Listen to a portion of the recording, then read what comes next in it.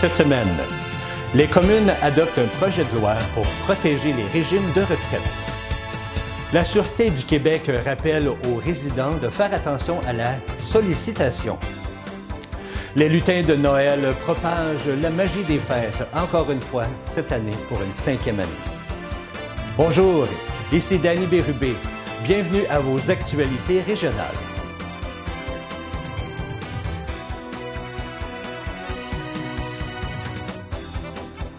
Bonjour à vous, j'espère que vous passez une agréable semaine du 28 novembre 2022. La Sûreté du Québec désire rappeler aux résidents quelques conseils de prévention en ce qui concerne la sollicitation par des compagnies d'inspection ou de rénovation résidentielle. Ce rappel s'effectue alors que quelques cas de fraude ont été signalés dans la région de Joliette. Les forces de l'ordre mentionnent que les représentants de ces compagnies peuvent rejoindre la population par téléphone ou en personne. Il est possible que les vendeurs utilisent des moyens de vente sous pression ou soient insistants auprès des consommateurs pour vendre des produits ou pour faire signer un contrat. L'une des tactiques employées consiste à se faire passer pour des employés d'organismes gouvernementaux ou de sociétés d'État. Dans les cas rapportés, les malfaiteurs mentionnaient œuvrer dans le domaine de la climatisation, du chauffage, de la ventilation et de l'isolation. Voici les conseils de la Sûreté du Québec. Lors d'un appel, vous pouvez raccrocher si l'on vous offre un service que vous n'avez pas sollicité.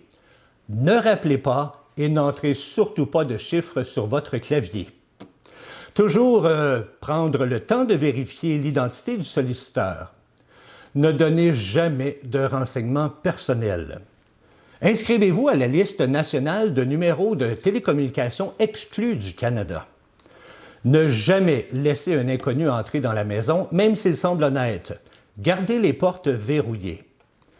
Vérifiez avec votre municipalité si la personne, la compagnie ou l'organisme a le droit d'effectuer de la vente itinérante en personne. Et finalement, ne donnez jamais de renseignements personnels ni de copies de factures ou d'états financiers. Le projet de loi C-228, qui vise à protéger les régimes de retraite des travailleurs en cas d'une faillite d'une entreprise, a été adopté à l'unanimité mercredi lors du vote sur la 3e lecture à la Chambre des communes, grâce à une alliance entre les partis d'opposition à laquelle s'est ajouté in extremis l'appui des libéraux. Selon la députée bloquiste Marilyn Gill, c'est une grande journée. C'est quelque chose qu'on attend depuis 20 ans. Et du côté de la FADOC, l'adoption de ce projet de loi est une très bonne nouvelle pour les retraités. Le vote de mercredi a été précipité à la suite d'un tour de passe-passe, gracieuseté des bloquistes. Ils ont offert que les conservateurs prennent un de leurs tours de parole afin que puisse se tenir plus rapidement la dernière heure de débat sur le projet C-228 et qu'il soit adopté avant les fêtes. Les retraités sont en ce moment les derniers à piger dans le bol pour avoir des versements qui combleraient leur déficit de leur fonds de pension. Une fois le projet de loi adopté, ils ne verront plus tout le monde passer devant eux puisqu'ils feront partie des créanciers prioritaires. Selon M. Yves Perron, député de Berthier-Masquinongé, cela permettrait de mettre à l'abri les fonds de retraite de milliers de travailleurs et de travailleuses, et ce, même si leur employeur ou ex-employeur font faillite. Il s'agit de mettre fin au vol de fonds de retraite par les créanciers. Revenu Québec a annoncé vendredi que les distributions des montants ponctuels versés par le gouvernement provincial pour aider les Québécois à faire face au taux d'inflation, plus élevé que prévu bien sûr, s'amorcera d'ici le début du mois de décembre, soit d'ici quelques jours. Les versements de l'aide financière seront effectués à plus de 6,5 millions de contribuables et les personnes recevront entre 400 et 600 $. Ce nouveau montant ponctuel non imposable sera basé selon le revenu de l'année 2021 et Revenu Québec, ça c'est important, le versera automatiquement par dépôt direct ou par chèque aux personnes qui auront transmis leur déclaration de revenus de 2021. Les citoyens n'ont donc pas à faire de démarche pour obtenir l'aide financière. Les contribuables qui n'ont pas encore produit leur déclaration de revenus de 2021 ont jusqu'au 30 juin 2023 pour le faire et ainsi profiter de cette nouvelle mesure. Je répète, vous n'avez rien à faire pour recevoir ce montant.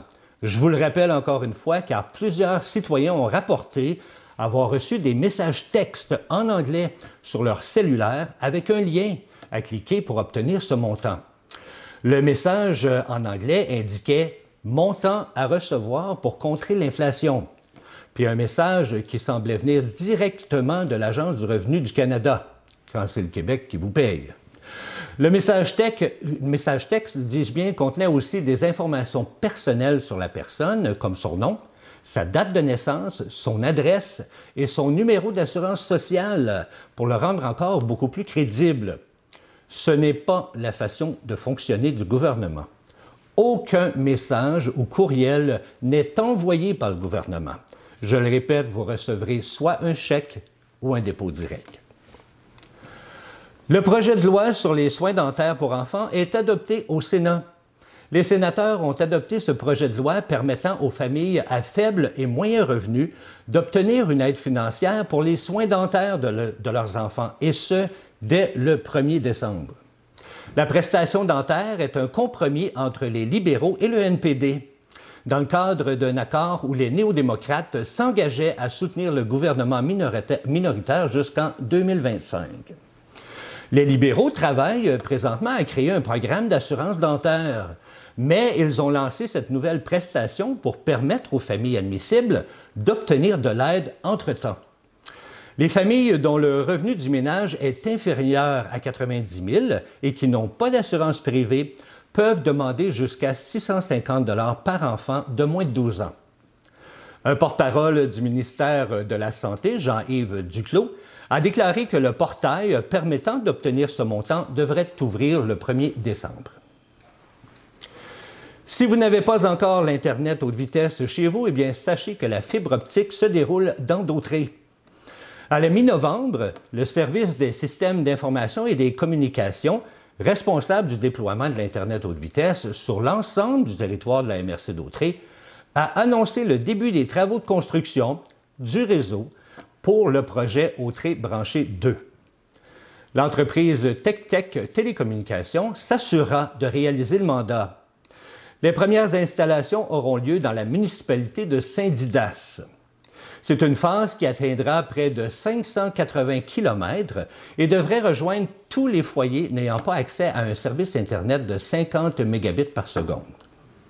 M. David Morin, directeur des systèmes d'information et des télécommunications de la MRC, précise que le projet se déploie par secteur afin de raccorder des foyers de façon progressive à partir de 2023. La construction du réseau du projet Autré branché 2 devrait être complétée d'ici la fin de 2023. Il est possible de suivre l'évolution des projets Autré branchés en se rendant au www.autrebranche.net. Ravagée par un incendie le printemps dernier, la cabane à sucre Alcide Parent, qui était située à Saint-Ambroise de Kildare, est en voie d'être reconstruite. Les travaux ont débuté au mois d'octobre, a confirmé Mme Caroline Parent, gestionnaire de la cabane à sucre. Si tout va bien, la reconstruction pourrait être terminée à temps pour les sucres 2023, soit en mars prochain.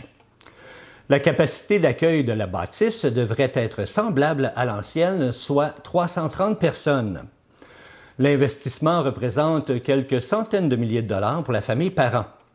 Mais toujours selon Mme Caroline Parent, elle dit que le côté rustique ne sera peut-être pas là pour la première saison, mais qu'ils allaient peaufiner les lieux afin de redonner le lustre d'avant. Pour une 5e année consécutive, les lutins de Noël reprendront la magie des fêtes à travers la région et viendront en aide à des familles qui traversent des moments difficiles. Grâce à la générosité de nombreux bénévoles qui participent au projet, ce sont près de 200 enfants qui ont été sélectionnés à travers 14 différentes écoles de la région, allant de Saint-Roch-de-l'Achigan jusqu'à Rawdon et Sainte-Mélanie. Chacun des enfants choisis a reçu comme mandat d'écrire une lettre dans laquelle il se présente et énumère des idées de cadeaux qu'il aimerait recevoir pour Noël. Les lettres des enfants ont ensuite été distribuées parmi les lutins du groupe de bénévoles et chaque lutin doit acheter un cadeau pour l'enfant qui lui a été attribué. Cette année, les lutins ont récolté jusqu'à présent un total d'environ 5 000 $ grâce à des dons. Ils souhaiteraient atteindre 8 000 $ afin de pouvoir remettre des bons d'épicerie de 150 $ à chaque famille visitée. La tournée des maisons se fera les 17 et 18 décembre par Mme Laberge elle-même, investigatrice du projet, ainsi que l'aide de plusieurs lutins pour distribuer les cadeaux. Mme Laberge tient à remercier tous les généreux donateurs qui contribuent à faire de cet événement un succès grandissant chaque année. Elle invite aussi la population et les entreprises à se joindre au mouvement et à étendre la magie des fêtes en faisant des dons monétaires. Vous pouvez le faire en la contactant directement au 450-898-5641. Il y a tellement d'enfants et de parents qui n'auront peut-être pas la chance, comme nous, de passer une belle journée des fêtes. Alors, soyons généreux. La semaine dernière a eu lieu à Saint-Émilie-de-l'Énergie une soirée reconnaissance organisée par les Caisses Desjardins. La rencontre avait pour but de présenter le fonds du Grand Mouvement Desjardins, un fonds qui a été créé pour venir en aide aux organisations et aux entreprises à but non lucratif. La soirée était aussi l'occasion de souligner les efforts soutenus auprès des communautés par les entreprises. Sous forme de commandite, les dons offerts par le Mouvement Desjardins aident à soutenir le développement socio-économique et la vitalité des communautés. C'est plus de 250 millions qui seront investis jusqu'en 2024 dans des projets qui partagent les priorités des milieux. Lors de la soirée, un don de 500 $ a été offert à la ruche de Saint-Damien pour aider leur organisme à prodiguer les précieux services offerts à la population. La ruche offre un service d'aide alimentaire et exploite également une boutique où l'on retrouve vêtements, meubles et articles divers.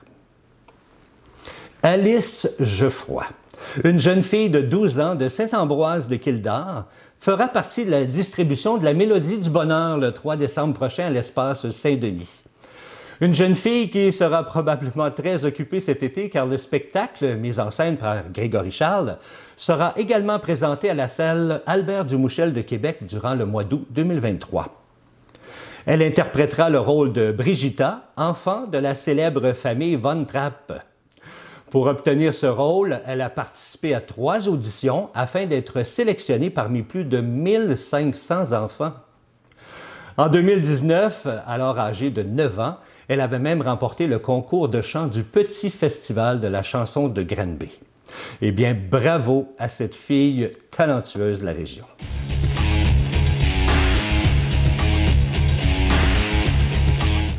Rawdon décerne ses premières bourses en soutien à l'excellence sportive.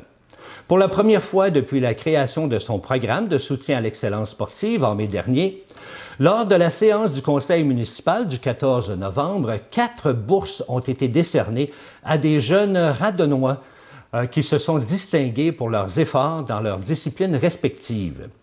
Les récipiendaires sont Sandrine Lemire, 20 ans, qui s'est mérité une bourse internationale de 1 000 $. Sandrine est présentée comme une athlète élite en natation artistique par Natation artistique Québec. Il y a aussi Justin Lemire, 21 ans, qui lui aussi s'est mérité une bourse internationale de 1 000 $. Justin, oui, dis-je bien, est identifié comme un athlète excellence au sein de l'équipe du Québec de Judo Canada, en plus d'être un athlète breveté par Sport Canada.